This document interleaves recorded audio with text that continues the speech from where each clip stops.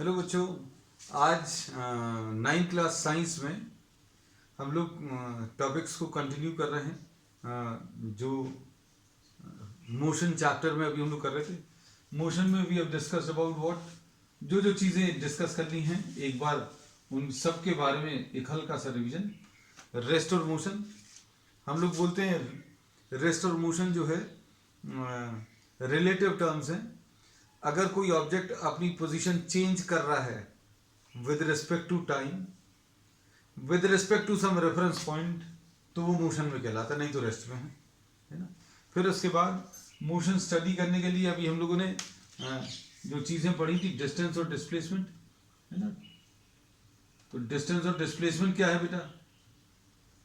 Distance is the length of the actual path covered. Length of the actual path covered को अभी हम लोग distance बोलते हैं। And displacement is what? The shortest distance vector or shortest distance line joining the initial to the final position, इसको अभी हम लोग डिस्प्लेसमेंट बोलते हैं।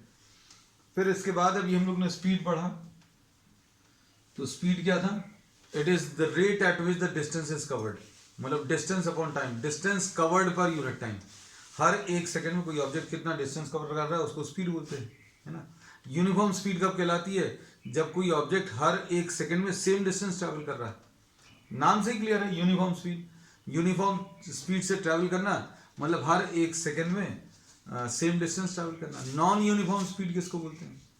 अगर कोई ऑब्जेक्ट इक्वल इंटरवल्स में अनइक्वल डिस्टेंसेस ट्रैवल कर रहा है तो उसको अभी हम लोग नॉन यूनिफॉर्म स्पीड बोलते हैं। फिर उसके बाद इंस्टेंटेनियस स्पीड पढ़ी थी। तो इंस्टेंटेनियस अभी हम लोगों ने क्या बोला था?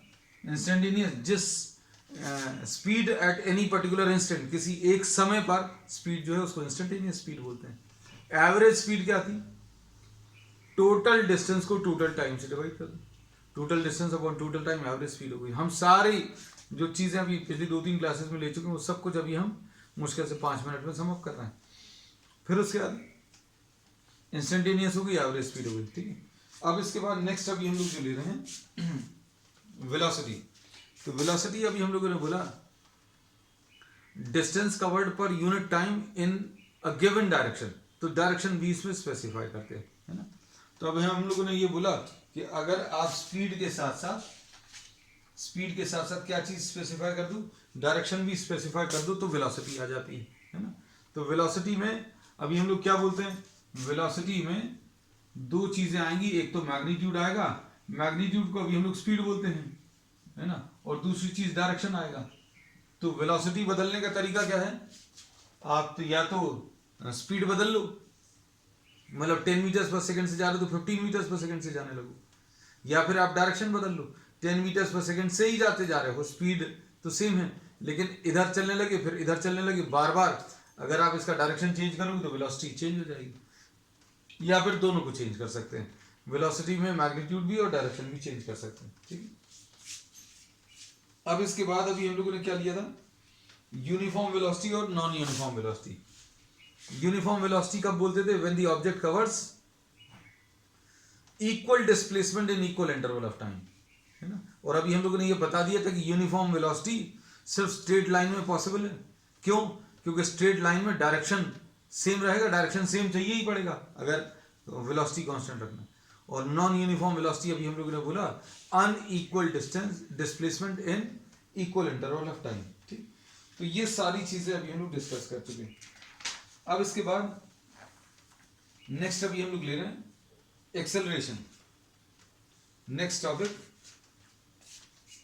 एक्सेलरेशन। तो एक्सेलरेशन क्या है बेटा?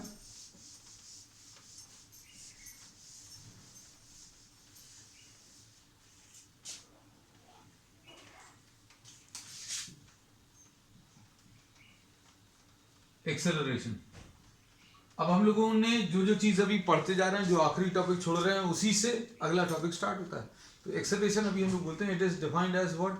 The rate of change of velocity. Rate of change of velocity मतलब ratio of change in velocity upon time, change in velocity upon time. तो अभी हम लोग जिसकी बात करेंगे, we will be talking of straight line motion.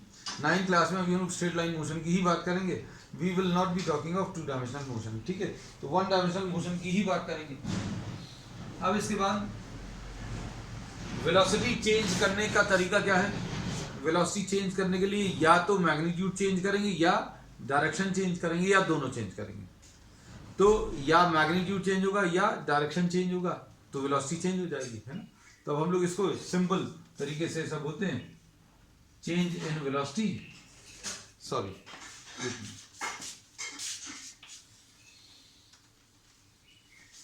Change in velocity upon time तो लिख लिया था।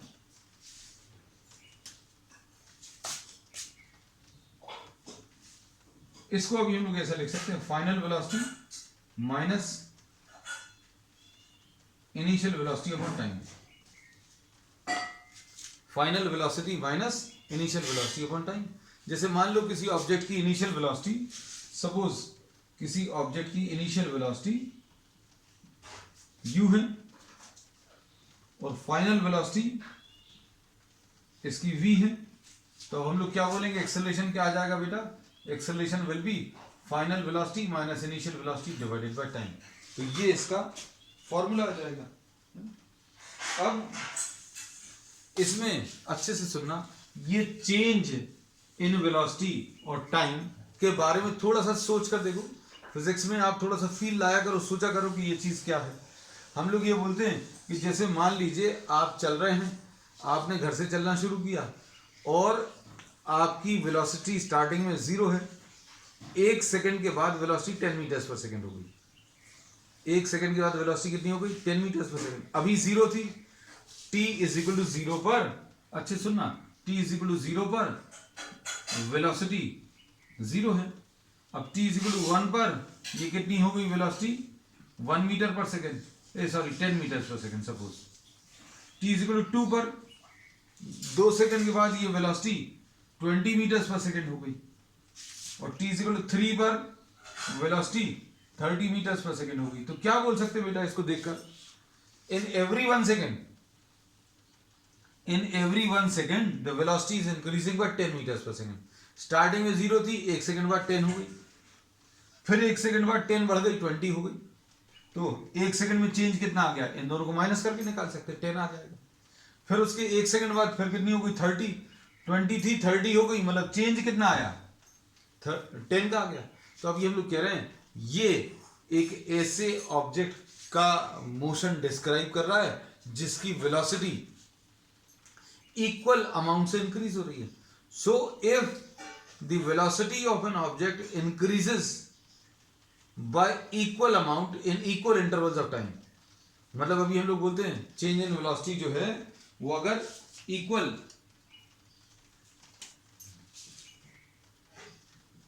if the velocity increases by equal amount in equal interval of time, तो क्या होगा? ऐसी बहुत सारी चीजें अभी हम लोगों ने बताई हुई हैं। अब इसमें अभी हम लोगों ने बोला कोई ऑब्जेक्ट अगर ऐसा चल रहा है कि जिसकी वेलोसिटी इंक्रीज हो रही है by equal amounts in equal interval of time, तो ये यूनिफॉर्म एक्सेलरेशन कहलाता है। ये एग्जांपल दे दिया। नॉन यूनिफॉर्म एक्सेलरेशन क्या होगा? इसकी डेफिनेशन तुम लोग बता सकते हो। नॉन यूनिफॉर्म एक्सेलरेशन क्या आएगा बेटा? नॉन यूनिफॉर्म एक्सेलरेशन जिसमें the velocity increases by unequal amount in what? Equal interval of time। हम लोग ये बोलते हैं कि अगर किसी ऑब्जेक्ट की वेलोसिटी अनइक्वल अमाउंट से इंक्रीज हो रही है in equal intervals of time, then we say that the acceleration is non uniform. तो ये यूनिफॉर्म और नॉन यूनिफॉर्म शब्द जो है सभी जगह आया है ना, वेलोसिटी में भी आया, स्पीड में भी आया। बस आपको ये यूनिफॉर्म शब्द समझने की जरूरत है। हम लोगों ने क्या बोला था वेलोसिटी में? Uniform velocity if it travels equal distances in equal interval of time तो यूनिफॉर्म स्पीड कहलाती थी, है ना। यूनिफॉर्म एक्सेलरेशन, एक्सेलरेशन क्या है? Change in velocity. अगर वेलोसिटी चेंज हो रही है तो अभी हम लोग बोलेंगे एक्सेलरेशन है। अब इसमें सुनना ध्यान से, अब इसमें जो अभी हम लोगों ने एग्जाम्पल लिया है उसमें जो कोई भी टाइम इंटरवल आप ले लो, इसमें वेलोसिटी बढ़ रही है।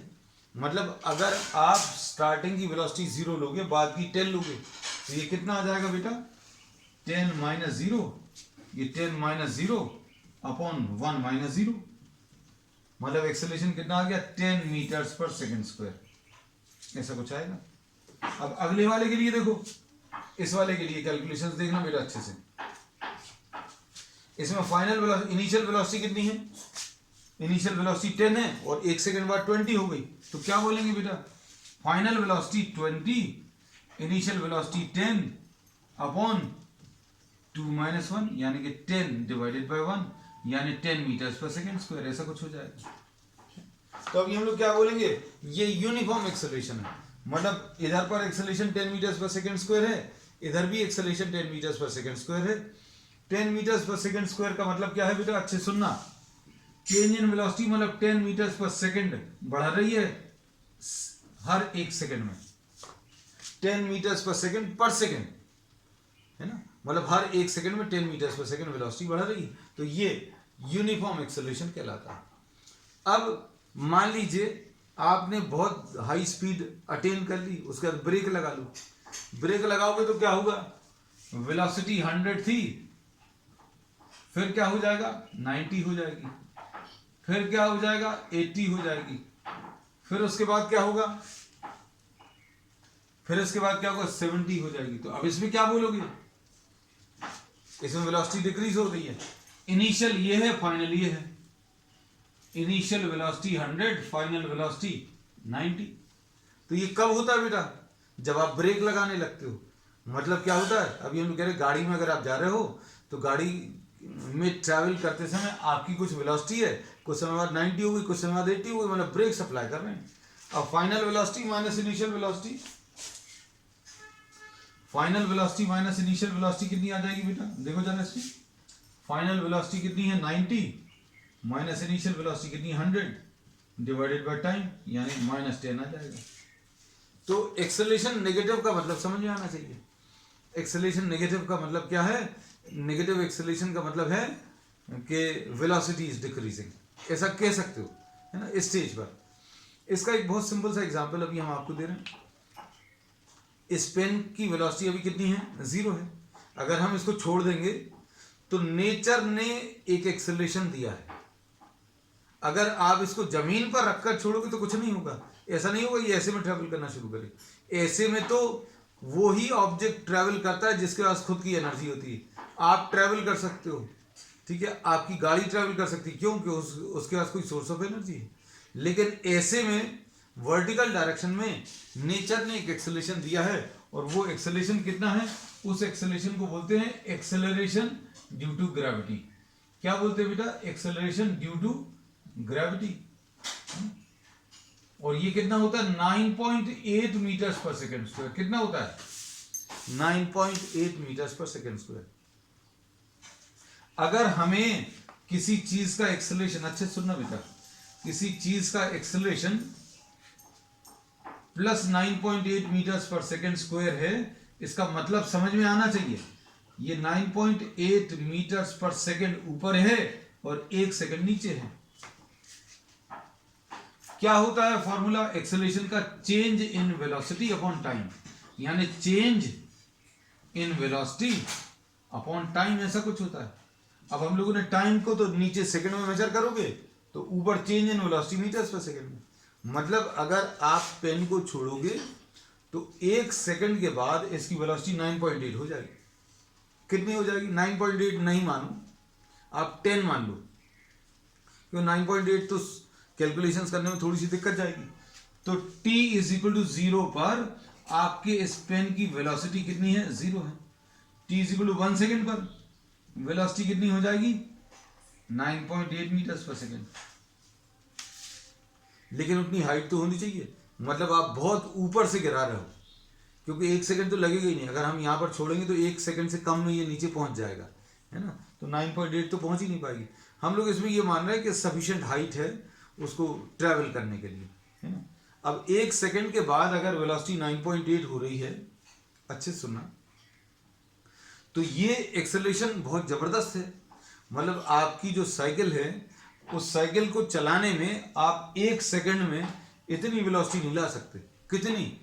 9.8 मीटर्स पर सेकंड। ये बहुत ज़्यादा एक्सेलरेशन। और 2 सेकंड के बाद अगर आप देखोगे तो after 2 seconds the velocity will become 19.6 meters per second. ये कितनी है? ये लगभग अभी हम लोग बोल रहे हैं 35 किलोमीटर्स पर आवर। ये 35 किलोमीटर्स पर आवर। ये कितनी है? लगभग 70 किलोमीटर्स पर आवर। मतलब अगर आप पेन को बहुत ऊंची हाइट से छोड़ोगे तो 1 सेकंड में 35 किलोमीटर्स पर आवर, 2 सेकंड में 70, लगभग 70, और 3 सेकंड में अप्रोक्सीमेटली बोल रहे हैं हम, क्योंकि 9.8 नहीं ले रहे अभी हम, है ना। Approximately 100 kilometres per hour. आपके पास जो घर पे गाड़ियां हैं ना, उनमें भी इतना एक्सेलरेशन नहीं होता। कितना कि 3 सेकंड में कितना पहुंच जाए, 0 से 100, है ना। आपने देखा होगा गाड़ियों की पिकअप बताने में वो लोग कहते हैं 0 to 100 in 7 seconds, 0 to 100 in 6 seconds, 0 to 100 in 5 seconds। लेकिन ये 0 से 100 आने में कितना?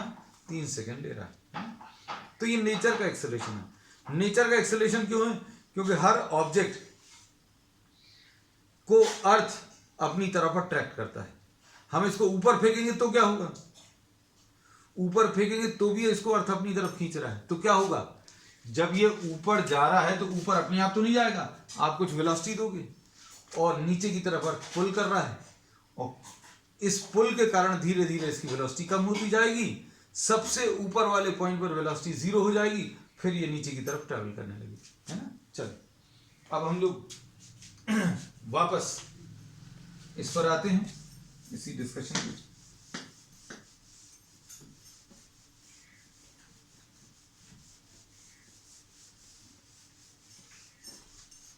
नेक्स्ट टॉपिक अभी हम लोग जो ले रहे हैं बेटा, ये इंपॉर्टेंट है तुम लोगों को, है ना। इसमें 2-3 टाइप के प्रूफ है। हम आज सबसे सिंपल वाला जो है, तुम लोगों को ज्यादा टफ ना लगे इसलिए। Suppose the uniform acceleration is a, initial velocity of the object is u, final velocity is v, and the time taken is t। ठीक है, ये पहली इक्वेशन है, ध्यान से देखना। तो अब हम लोग क्या बोलेंगे? Acceleration is what? Change in velocity upon time. क्या चीज है ये? Change in velocity divided by time.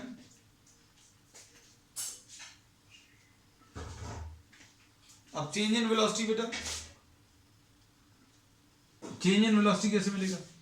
अभी की वेलोसिटी u है, कुछ देर बाद v हो जाएगी, तो चेंज कैसे मिलेगा? v माइनस यू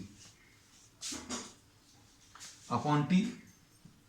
तो एक्सेलरेशन की वैल्यू कितनी आ गई बेटा? v minus u upon T, है ना। तो ये अपन पहले भी कर चुके हैं, लेकिन अब इसको कैसा लिखेंगे? देखो, v minus u equal to a into t, ऐसा मल्टीप्लाई हो जाएगा। और इसको इधर ट्रांसफर करो तो क्या आ जाएगा? v is equal to u plus a t, ऐसा कुछ, ठीक है। तो ये नोट कर लेना, ये पहली इक्वेशन ऑफ मोशन है। ये जो है क्या कहलाती है? इक्वेशन ऑफ मोशन, ठीक है। अब अच्छे से सुनना, सेकेंड इक्वेशन में ध्यान से देखना बेटा।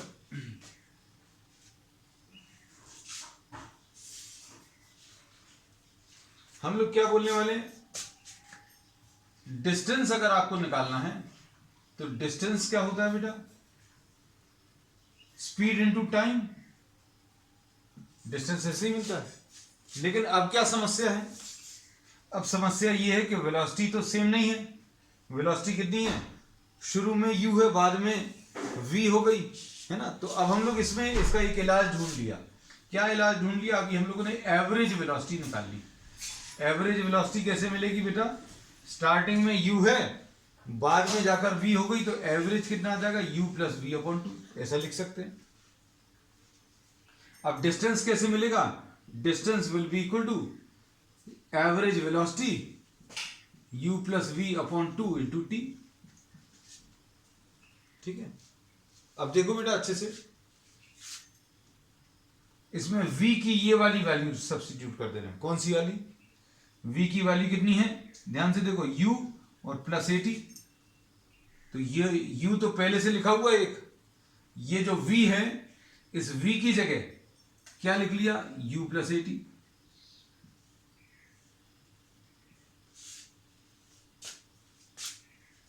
v की जगह क्या लिख लिया, ये देखो v, इसको अंडरलाइन किया, v की जगह क्या लिख लिया, u प्लस 80। एक u ऑलरेडी लिखा हुआ था, तो ये कितना आ गया बेटा, ध्यान से देखो, ये आ गया 2u प्लस 80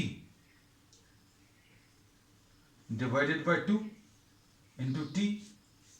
और कितना आएगा बेटा, ध्यान से देखना,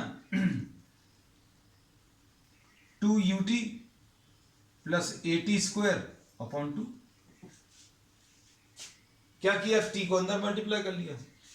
अब 2 से डिवाइड कर लो इसको, दिस अपॉन दिस, यानी 2ut upon 2 plus 80 square upon 2, ऐसा लिख लिया। तो ये कितना आ जाएगा, ut प्लस हाफ 80 स्क्वायर। ये तो ut आ गया और हाफ 80 स्क्वायर आ गया, तो ये फॉर्मूला आ गया, है ना। चिंता मत करना, इसको अभी अपन लोग 2-3 तरीके से लेंगे, है ना। अब इसमें क्या चीज किया था, डिस्टेंस निकालने के लिए अभी हमने बोला स्पीड इनटू टाइम होता है, स्पीड या वेलोसिटी इनटू टाइम। अब इसमें वेलोसिटी कौन सी रहेगी, कौन सी वाली ले लें, एक तो इनिशियल है और एक फाइनल है, तो कौन सी ले लें, तो हमने बोला एवरेज ले लो। एवरेज कैसे मिलेगा, दोनों को ऐड करके, u plus v divided by 2, average लिख लिया। अब इनटू टाइम, तो टाइम अभी अपने पास ऑलरेडी है। अब इसके बाद क्या किया, इसमें v की ये वाली वैल्यू सब्स्टिट्यूट कर दी, u ऐसे ही लिखा है, v की वैल्यू u प्लस 80 ये रख लिया। अब u प्लस यू को 2u लिख दिया और ये 80 आ गया। अब इसके बाद t को अंदर मल्टीप्लाई कर लिया। अब इसके बाद नेक्स्ट, ये सेकेंड इक्वेशन ऑफ मोशन है। अब थर्ड इक्वेशन में बेटा अच्छे से देखना, थर्ड इक्वेशन में हम लोग इससे स्टार्ट कर रहे हैं, देखना अच्छे से। s की वैल्यू कितनी है, u plus v upon 2 into t. s की वैल्यू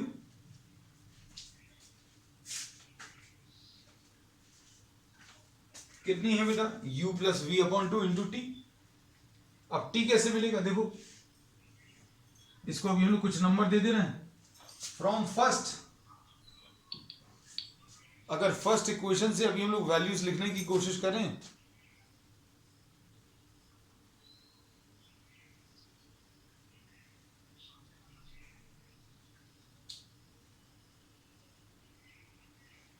फर्स्ट इक्वेशन से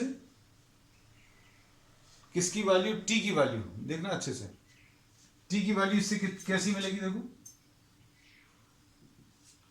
t की value v minus u upon ए। t इधर आ जाएगा, a नीचे आ जाएगा। अब t की ये वैल्यू अभी आप इसमें रख लो, तो कितना आएगा, s is equal to u plus v upon 2 into t की value v minus u upon a, ऐसा कुछ आएगा। अब ये कितना आ जाएगा, v square minus u square, v plus u into v minus u कितना आ जाएगा। इसमें क्या किया है देखना, अचानक से ऐसा लगेगा ये क्या हो गया, t is equal to v minus u, t की जगह v minus u upon a लिख लिया और ये u प्लस वी अपॉन 2 है।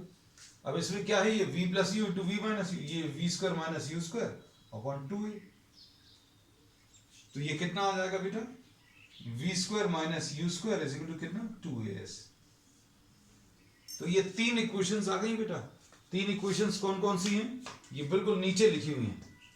कौन कौन सी, v is equal to u plus 80 और v square, s is equal to ut plus half 80 square और v square is equal to u square plus v square minus u square is equal to 2as। इस वाले को तो अभी हमने दोबारा समझा दिया था, इसको देख लो। ये कैसे स्टार्ट करेंगे तीसरी इक्वेशन इस वाले से, एवरेज वेलोसिटी इनटू टाइम। तो एवरेज वेलोसिटी इनटू टाइम इससे स्टार्ट किया है, और इसमें u प्लस वी अपॉन 2 तो ऐसे ही लिखा हुआ। टाइम की वैल्यू यहां से लिखिए। टाइम की वैल्यू कैसे मिलेंगे, ये t इधर आ जाएगा, a नीचे आ जाएगा, तो v माइनस यू अपॉन ए, है ना। अब इसको सब्स्टिट्यूट करो, सब्स्टिट्यूट करने पर u plus v into v minus u, तो ये v square minus u square, ठीक है। तो 3 इक्वेशंस कौन सी आ गई बेटा इसमें, हम इनको सम अप कर लें लास्ट में। इनका भी हम लोग यूज करेंगे। v is equal to u plus a t है, और उसके बाद s is equal to u t plus half a t square. इनको आप लिखकर खुद कर लेना, तभी बनेगा v square minus u square is equal to क्या, 2as, ठीक है। चलिए, so these are the three equations of motion. चलिए, that's all for today. We will continue with what the same topic, but will be doing numericals on the next time, ठीक है।